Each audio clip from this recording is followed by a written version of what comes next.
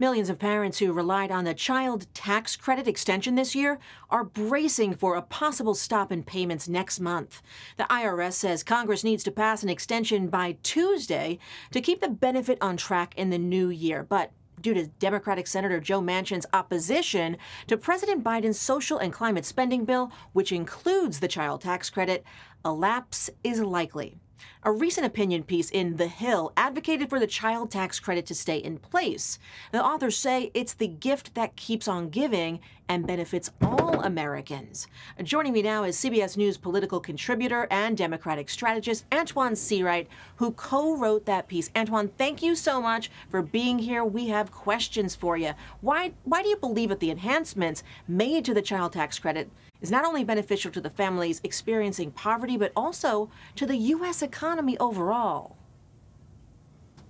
Well, first of all, thank you for having me, and Merry Christmas to all those who are celebrating.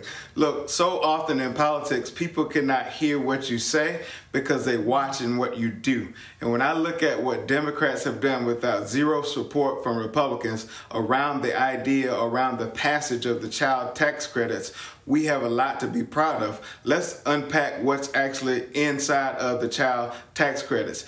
9 out of 10 families in this country will benefit. That means 4.1 million children in this country will be lifted out of poverty because of the child tax credits. Not to mention the $20 billion injected or infused into the local economies, and over a 12-month period, you'll have 500,000 medium income jobs that will be created as a result. That does not mean Democrats benefit. That does not mean people who voted for Joe Biden and the Democrats in the last election benefit. That means the country benefited. So when I look at what the Biden child tax credits have done for this country, it's a win-win for Democrats, Republicans, and independents alike. And that means that we lift children out of poverty. The first time in my political lifetime we've seen that we have half the children in this country being lifted out of poverty. You know, that's not something that you hear a lot of people talking about, you know, that it benefits everybody. So that's a really important point. How would not extending the child tax credit into next year politically impact Democrats? Well, what we're starting to see around the country, you're seeing Republicans vote no, but yet they take the dough, and you're starting to see them hold press conferences in their districts and talking about all the benefits of all these things that Democrats have done. And so if we as Democrats, if we do not extend the child tax credits into next year and work on some long-term strategy or plan to make them permanent, we're not going to have anything, in my view, to talk about that's going to make people very much so excited to come back out. I look at just the constituencies and the communities that benefit from the child tax credits. Many of those are the core base vote of the Democratic Party, and they benefit handsomely. So when people start to say this administration has not done anything to earn their future support, we have the child tax credits to turn to. And so at the end of the day, it could mean political death or political suicide for not passing. And in my personal view, it is an act of malpractice if we do not find a solution or find a way to come together as Democrats to extend the child tax credits.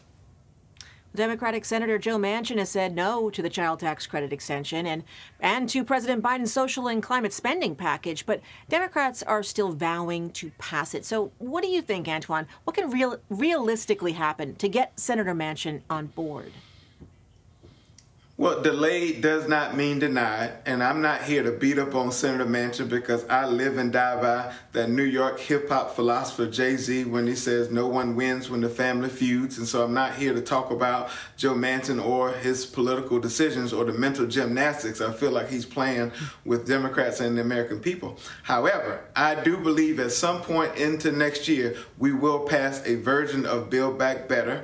And the reason I feel so confident about that is because there are parts of the legislation that Senator Manchin agrees to. There's not a single element of the bill that does not benefit the people who sent him to Washington, D.C. from the state of West Virginia. Now, they may be upset at the messengers i.e. the Democrats and Joe Biden, but the message that comes along with the package benefits the state of West Virginia handsomely in the same vein or in the same way that the bipartisan infrastructure bill did. And so I have confidence in this president, I have confidence in the vice president, and I also have confidence in Senator Manchin that we will come to some sort of resolve that in a bipartisan faction around the country, people will see the work that we're continuing to do as Democrats.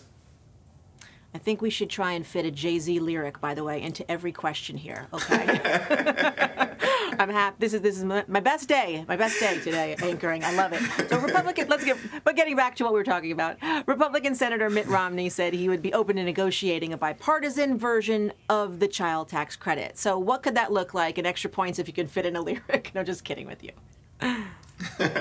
No, I know. Look, I appreciate the fact that Democrats and Republicans want to work together to do this, because there's not a child in this country, if you ask them to raise their hand, they're going to identify as a Republican or a Democrat, whether they're going to identify as someone who wants to have a future that will allow them to compete in an ever-changing global society. And that's what these child tax credits will do for families, communities, and children all around this country. And so I appreciate the fact that not only should we be working together in bipartisan fashion, but if you look at the polling around the child tax credits, Democrats and Republicans, independents alike, agree above 50% that we should extend them, not just for a year, but we should make them permanent. And so I appreciate Senator Romney and others, because I'm sure he's not the only one who are willing to work on this, because there's not a constituency or community that will not benefit from extending these child tax credits. And I laid out, I think, in handsome fashion how the country as a whole and the economy as a whole will benefit from the child tax credits. Well, I really appreciate your insight. Thank you so much for being here, and Merry Christmas. Antjuan Seawright, thank you. Thanks for having me.